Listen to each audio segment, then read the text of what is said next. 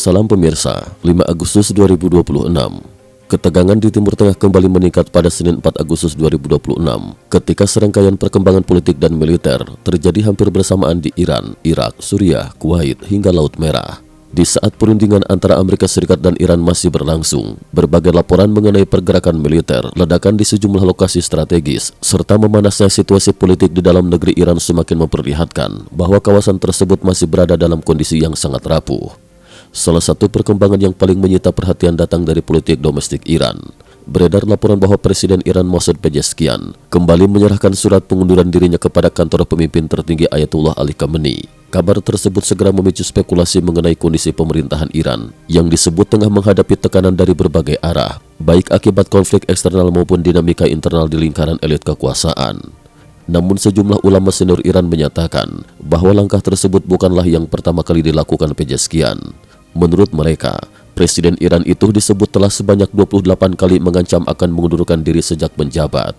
Karena itulah, ancaman tersebut dinilai tidak lagi mengejutkan kalangan elit pemerintahan. Dalam laporan yang sama disebutkan bahwa Mojtaba Khamenei, putra Ayatullah Ali Khamenei yang disebut memiliki pengaruh besar di dalam struktur kekuasaan Iran, memberikan peringatan keras kepada Pezeshkian. Ia dikabarkan menyampaikan bahwa apabila Presiden Iran kembali mengajukan pengunduran diri untuk berikut kalinya, maka surat tersebut benar-benar akan diterima dan tidak lagi ditolak seperti sebelumnya.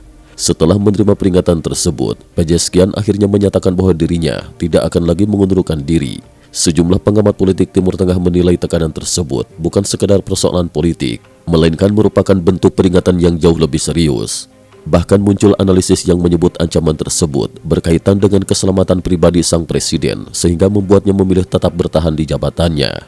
Di tengah munculnya isu tersebut, Pezeshkian juga secara tidak langsung memunculkan kembali spekulasi mengenai keberadaan pemimpin tertinggi Ayatullah Mojtaba Khamenei yang selama beberapa waktu terakhir jarang tampil di hadapan publik.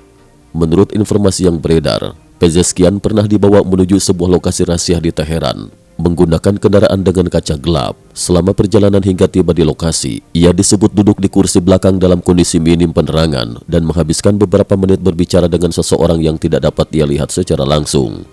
Setelah pertemuan itu berakhir, Pezeshkian bahkan dikabarkan sempat mempertanyakan apakah suara yang didengarnya benar-benar milik Ayatullah Mojtaba Khamenei.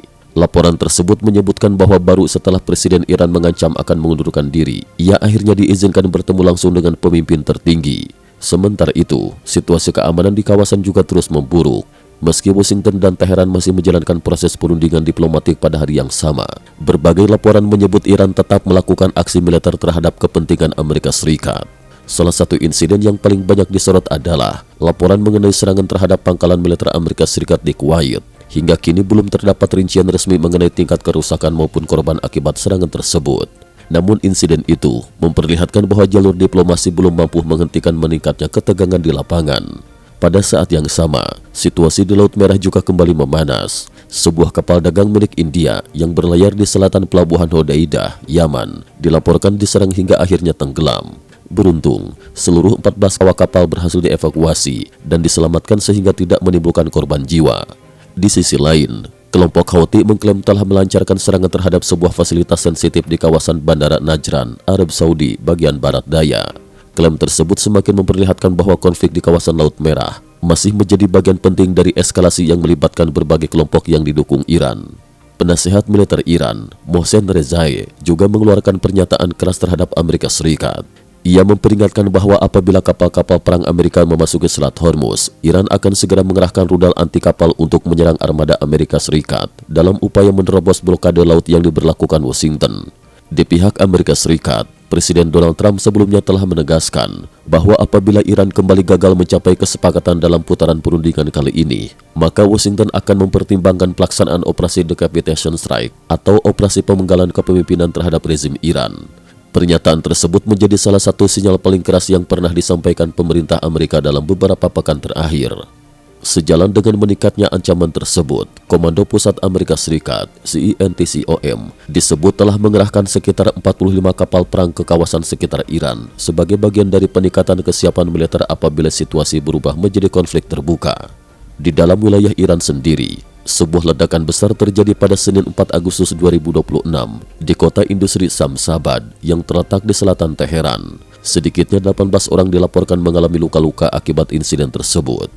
Menurut berbagai laporan yang beredar, lokasi yang menjadi sasaran diduga merupakan pabrik yang memproduksi komponen rudal balistik serta pesawat nirawak atau drone militer Iran.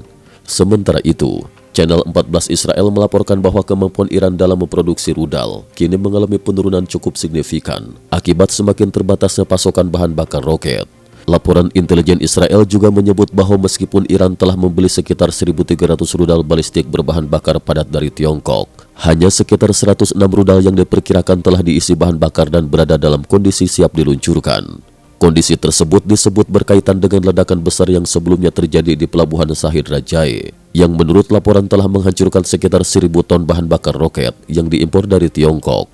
Kehilangan stok bahan bakar dalam jumlah besar itu diyakini memperlambat kemampuan Iran dalam mempersiapkan rudal-rudalnya. Di saat bersamaan, aktivitas militer Iran di wilayah perbatasan juga terus meningkat. Dari Irak dilaporkan terjadi ledakan besar di kawasan perlintasan Salamceh dekat Abadan, yang sebelumnya diketahui menjadi lokasi pemindahan tank serta pasukan Iran. Selain itu, sekitar 3.000 personel militer Iran juga dilaporkan telah dipindahkan menuju wilayah barat laut Iran yang berbatasan langsung dengan Irak. Beberapa jam sebelumnya, sebuah pangkalan Korps Garda Revolusi Islam IRGC di Baneh juga dilaporkan mengalami ledakan. Para analis menilai rangkaian pergerakan tersebut dapat mengindikasikan dua kemungkinan, yaitu Iran sedang mempersiapkan operasi militer baru atau justru memperkuat pertahanannya untuk menghadapi kemungkinan serangan dari luar.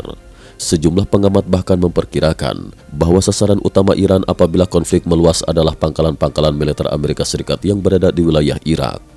Situasi ini turut mendorong Suriah meningkatkan kesiagaan militernya. Pada 4 Agustus 2026, pemerintah Suriah mengumumkan status siaga penuh di sepanjang perbatasan dengan Irak. Seluruh prajurit yang sedang menjalani cuti diperintahkan segera kembali ke kesatuan masing-masing. Langkah tersebut diambil setelah muncul laporan mengenai bertambahnya kekuatan milisi yang didukung Iran di sepanjang kawasan perbatasan Irak-Suriah. Pemerintah Suriah juga menyampaikan peringatan kepada Baghdad bahwa setiap serangan terhadap wilayah Suriah yang diluncurkan dari wilayah Irak akan dibalas secara langsung dengan aksi militer. Tidak hanya itu, beberapa waktu sebelumnya aparat Suriah juga dilaporkan menyita sebuah kapal asal Irak yang diduga membawa persenjataan dalam jumlah besar. Muatan kapal tersebut disebut mencakup rudal jarak jauh serta drone berteknologi tinggi yang diduga akan digunakan untuk mendukung operasi kelompok-kelompok bersenjata di kawasan. Seluruh perkembangan tersebut menunjukkan bahwa meskipun jalur diplomasi antara Amerika Serikat dan Iran masih terbuka, kondisi keamanan di Timur Tengah justru terus mengalami eskalasi. Pergerakan pasukan, ancaman militer, ledakan di berbagai lokasi strategis, serta meningkatnya aktivitas kelompok-kelompok bersenjata memperlihatkan bahwa risiko meluasnya konflik regional masih sangat tinggi apabila proses perundingan gagal menghasilkan kesepakatan. Cukup sekian dulu, terima kasih atas perhatiannya.